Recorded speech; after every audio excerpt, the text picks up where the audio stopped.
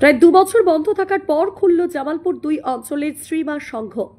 প্রায় 2 বছর বন্ধ থাকার পর খুলল জামালপুর 2 অঞ্চলের শ্রীমা সংঘ। দীর্ঘদিন নিজেদের মধ্যে সমস্যায় বন্ধ পড়েছিল এই সংঘটি। পরবর্তীতে তারা সকলে মিলে ভিডিওকে আবেদন করলে তাদের আবেদনে সাড়া দিয়ে আজ এই সংঘের ঘরের চাবি খুলে দিয়ে পুনরায় সংঘটিকে চালু করা হয়। মেহমুদ খান বলেন, দীর্ঘ 2 বছর ধরে শ্রীমা সংঘ বন্ধ হয়ে পড়েছিল। এই সংঘের সদস্যরা ভিডিওকে আবেদন করে পুনরায় এটি খোলার জন্য, তাই আজ এই সংঘ খুলে দেওয়া হলো। এখন থেকে এই সংঘর কাজ করে যাবে। সরকারি বিভিন্ন সুযোগ সুবিধা থেকে বঞ্চিত হচ্ছিল এই সংঘের সদস্যরা। ডব্লিউডি ও অপর্ণা দেবী জানান, আজ থেকে এই সংঘ কাজ করবে। যখন নির্বাচনের অর্ডার আসবে তখন নির্বাচন করানো হবে। উপস্থিত ছিলেন ভিডিও পার্থ সারথী দে, পূর্ত কর্মাধ্যক্ষ মেহমুদ খান, ডব্লিউডি ও অপর্ণা চ্যাটার্জি, জামালপুর 2 অঞ্চল প্রধান মিঠু পাল, সংঘের পক্ষ থেকে রাজশ্রী দাস, মধুমিতা মালিক, টুম্পা ঢল সহ অন্যান্যরা। মৃত্যুঞ্জয় যশের রিপোর্ট, সুন্দর বাংলা নিউজ। বন্ধ ছিল কতটা খুশি গোষ্ঠী ঘর খোলা? এটা মানে সবাই মিলে আবার গোষ্ঠী মানে সমিতিটা আবার চালু করার জন্য আমরা সবাই খুশি। যেভাবে হচ্ছে তাতেও আমরা খুশি, যা হচ্ছে তাতেও খুশি। কত বছর বন্ধ ছিল? 2 বছর। মেয়েরা অনেকদিন পরিষেবা পায়নি, আবার নতুন করে সবাই পরিষেবা পাবে। দলগুলো আস্তে আস্তে বসে যাচ্ছিল, দলগুলো আবার বা অনেক বা সমিতির যে সুবিধাগুলো সেগুলোও পাচ্ছিল না। অনেকটা কম সুদে এখান থেকে লোন দেওয়া হয়, সেই লোনটা ওরা পাচ্ছিল না বলে অনেকের অসুবিধা হচ্ছে। সেটা আবার নতুন করে মেয়েরা পাবে।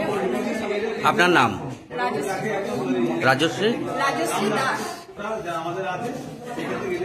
প্রকল্প দাদা, এই স্বয়ম্বর গোষ্ঠী, তো এই প্রকল্প দীর্ঘদিন বন্ধ ছিল। আজকে আপনি এবং বিডিও সাহেব এসে দেখলাম স্বয়ম্বর গোষ্ঠীর ঘর খুলে দিলেন।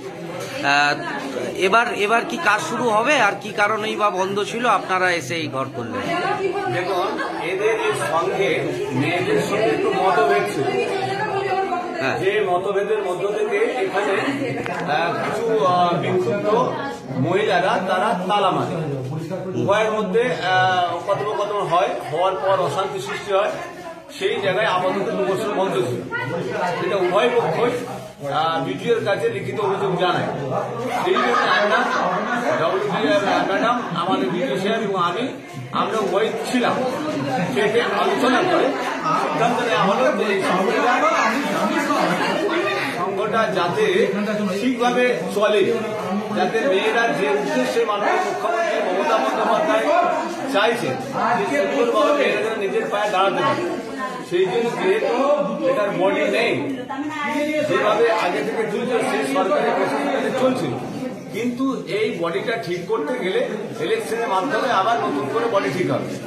যেহেতু ইলেকশন এখন করার অপশন নেই, সেটাকে আমাদের পাঠানো হয়েছে প্রশাসন লেভেল থেকে।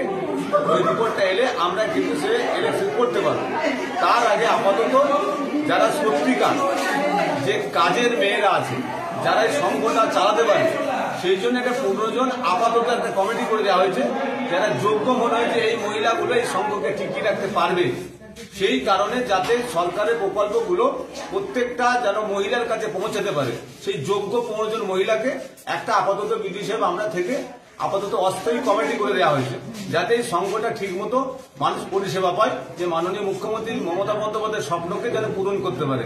এই জন্য যে বন্ধ ছিল, সেই জন্য তারা উভয় পক্ষে এসে চাবি খুলে এখানে উভয় মিলেই যাতে সংঘটা চলে, তার জন্য আমাদের যত রকম প্রশাসন লেভেলে হেল্প করার সেটা আমরা চেষ্টা করবো, ওদের পাশে থেকে যারা ওরা নিজের পায়ে দাঁড়াতে পারে, মুখ্যমন্ত্রীর যে স্বপ্ন সেই স্বপ্নটাকে পূরণ করতে পারে। কতদিন বন্ধ ছিল দাদা? এটা প্রায় 2 বছর বন্ধ ছিল। অনেক কিছু ঝুট ঝামেলা হয়েছে এবং এখানে ওসি এসেছে, তালা মেরেছে, বিডিও এসেছে, অনেক কিছু আছে। আমি বিস্তারিত জায়গায় যাচ্ছি না। আমরা চাইছি এই সংঘ যে মহিলাদের যে উদ্দেশ্যে যে মাননীয় মুখ্যমন্ত্রী মমতা বন্দ্যোপাধ্যায় চেয়েছে, সেই স্বপ্নটা পূরণ করার জন্য যোগ্য যারা মহিলা, যারা এই সংঘটাকে টিকিয়ে রেখে অপরের চোখের জলটা মুছিয়ে দেওয়ার মতো যোগ্যতা আছে, সেই মহিলাদেরকেই আমরা এই 15 জন একটা অস্থায়ী কমিটি করে দেওয়া হয়েছে। কি দীর্ঘদিন কি বন্ধ ছিল আর কি আজকে হলো? আপনাকে দেখলাম এবং সভাপতি সাহেবকে দেখলাম, কি ঘটনা? এই সংঘটা দীর্ঘদিন বন্ধ ছিল, অনেকদিন আমি আসার আগে থেকেই বন্ধ ছিল। দিদিরা আমার কাছে রিকোয়েস্ট করেছিল, সব দিদিরা রিকোয়েস্ট করেছিল যাতে এটা খোলা হয় এবং যাতে কাজকর্মটা স্বাভাবিক হয়। তার জন্য আমরা কালকে বসেছিলাম, বসে ওনারা সবাই একমত হয়েছে, আজকে এটা খোলা হলো, ওনারা চালাবেন বলেছে। কে ছিলেন? ওরা সবাই ছিলেন, মানে অনেক দিদি ছিলেন।